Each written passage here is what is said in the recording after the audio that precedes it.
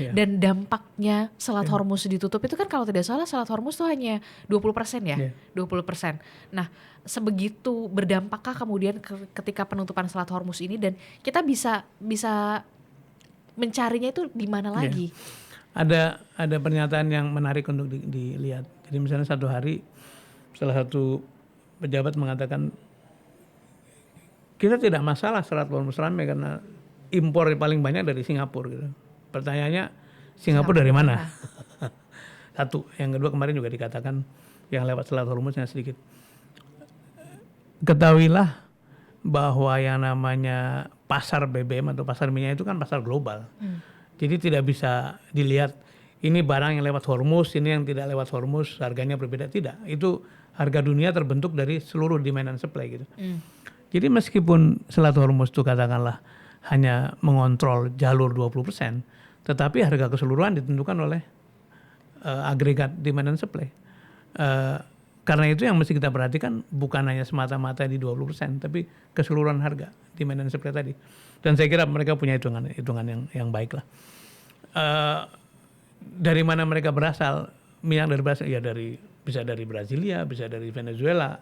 Venezuela sekarang lagi ada masalah dengan Amerika ya. Sebagian juga dari Amerika juga ada. Tapi ketemu di satu market yang saya sebut tadi, market spot atau market kontrak. Kalau kontrak kita nggak ada soal. Tapi kalau kita ketergantungan pada spot cukup tinggi, dan menurut saya sekarang kita masih cukup tinggi, itu akan sangat dipengaruhi oleh naik turunnya harga minyak dunia. Gitu. Oke. Ini juga kan langkah jangka panjang begitu ya. Pak Presiden Prabowo Subianto meresmikan pabrik kendaraan berbasis listrik di Magelang. Tentu ini hal yang patut diapresiasi supaya kita bisa beralih begitu ya, beralih dari kendaraan biasanya BBM tapi kemudian dialihkan ke kendaraan listrik begitu. Tapi kan juga perlu waktu. Nah, Anda melihat ini bagaimana? Saya setuju dengan Disti bahwa kita apresiasi, kita hormati, dan kita bersyukur karena sudah ada step yang lebih maju ya, mendorong listrik. Tapi kalau mau dikaji ulang lagi, ini bukan nyala-nyalain enggak, tapi ada risiko-risiko lain kan. Satu, listrik sendiri kan perlu tambahan pembangkit. Yang itu juga akan, ya mungkin batu bara kita belum ada soal sampai hari ini.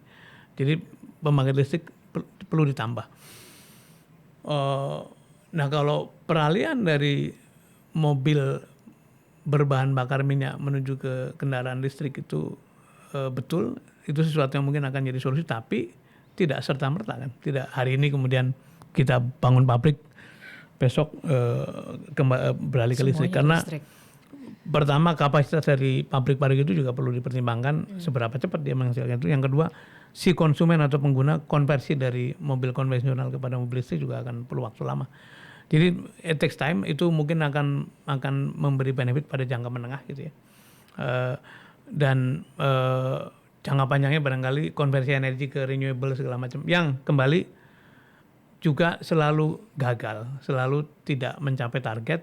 Disebabkan karena kita ini fokus pada urusan-urusan jangka pendek.